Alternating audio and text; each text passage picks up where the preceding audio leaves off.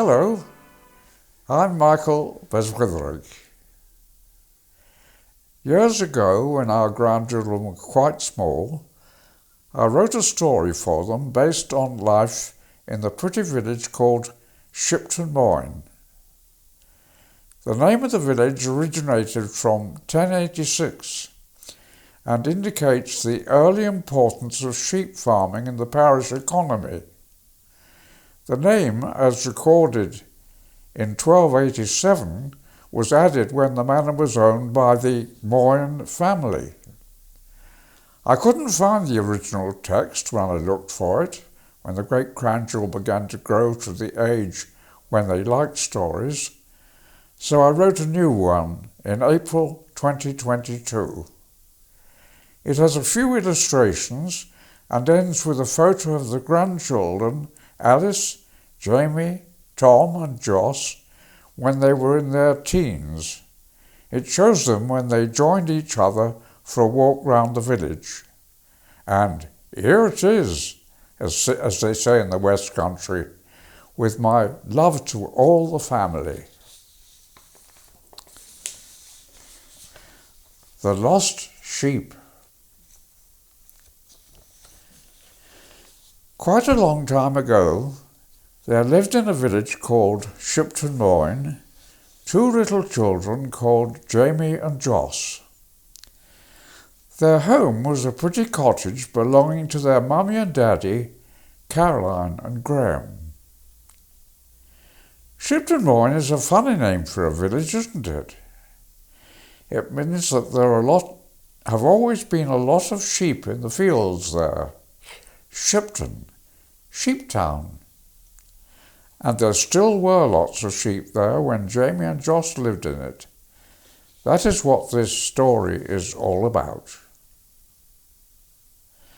The story begins when Jamie and Joss had a visit from their cousins Alice and Tom, who lived a long way away in London. They came down to stay with their mummy and daddy, Jane and Andrew. The first morning, they got up early because they were looking forward to playing together. After breakfast, they ran out into the village streets to explore. They hadn't gone very far when they met the farmer, Gerald, who lived up the road. Gerald was looking very worried. He said, "Hello, children. Have you seen my sheep? Someone left the gate in their field open and they've escaped. I can't find them anywhere." "No," said Jamie, "but we'll go and look for you." All the children were very excited to have a sheep hunt on their first morning together.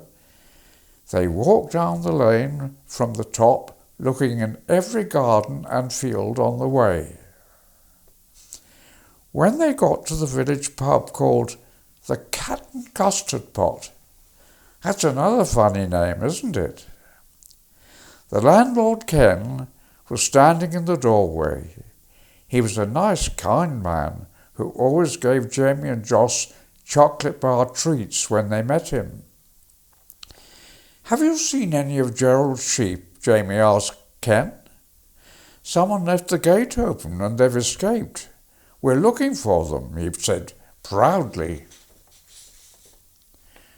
"No," said Ken, "but I've only just opened up. I will ask people when they come into the pub later, though." So the children skipped on their way down the road. They then saw Tony, the cheerful postman, busy delivering letters. He always noticed everything that was going on in the village. "Have you seen any sheep?" Janie asked him. "Gerald's sheep have escaped from their field." Jamie asked all the questions because he knew everyone in the village. "No," said Tony, "but I'll keep my eyes open and tell you if I spot them." Who do you think they saw next? Standing at the gate was Wally Watts, and on his shoulder was his parrot, Polly. She talked a lot. "Hello," said Polly. "Give me a biscuit." The children were very surprised. They stood there looking at her with their mouths wide open. "Sorry, we haven't got any," said Alice. "Never mind, I've got one," said Wally, and he pulled a little biscuit from his pocket and gave it to Polly. "Have you seen any sheep?" asked Joss, who had been very quiet all this time. "Gerald's sheep have escaped and we're looking for them." "No, but I'll look out for them and let you know if I see them," Wally promised. "Thank you very much," said Joss, because he was a very polite little girl. The children walked on down to the end of the street to the sports field.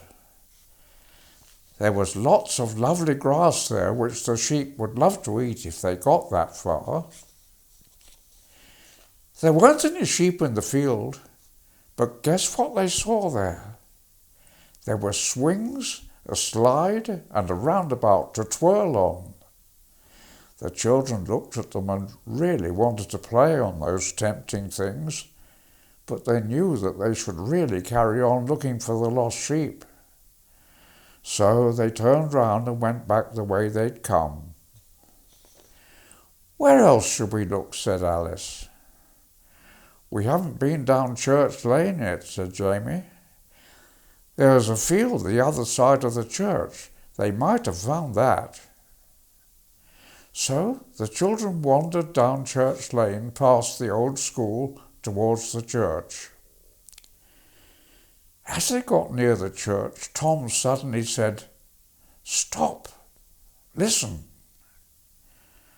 Tom hadn't said much as they went round the village, but he was looking and listening all the time. He had very good hearing. They all stopped and listened. "Did you hear that?" Tom said. "No," they all said. Then they heard it. Bah! Bah! Bah! They all ran as fast as they could towards the church and through the open gate to the churchyard. Lo and behold, there in the churchyard, happily eating the lovely long green grass, were Gerald's sheep. "Hooray!" the children shouted all together. "We've found the naughty sheep at last." At that moment, Fred, the man who looked after the church, came through the gate. "What's going on here?" he said. "What are all these sheep doing in my churchyard?" "Someone left the gate open in Gerald's field, and the sheep came here to have a good feed," said Jamie. "Never mind," said Fred. "They've saved me from cutting the grass. It always takes me a very long time. Perhaps I'll ask Gerald to leave them here for a while so they can eat it all." And that is just what he did. Gerald was happy now that he knew where his sheep were. He was also very grateful to the children for taking all that trouble to find them. He was so grateful that he asked them to come to tea in the farmhouse that afternoon. They all turned up looking very smart in their best clothes and sat around the big table in the kitchen. It was full of lovely things to eat. They even had extra special ice creams to finish their feast.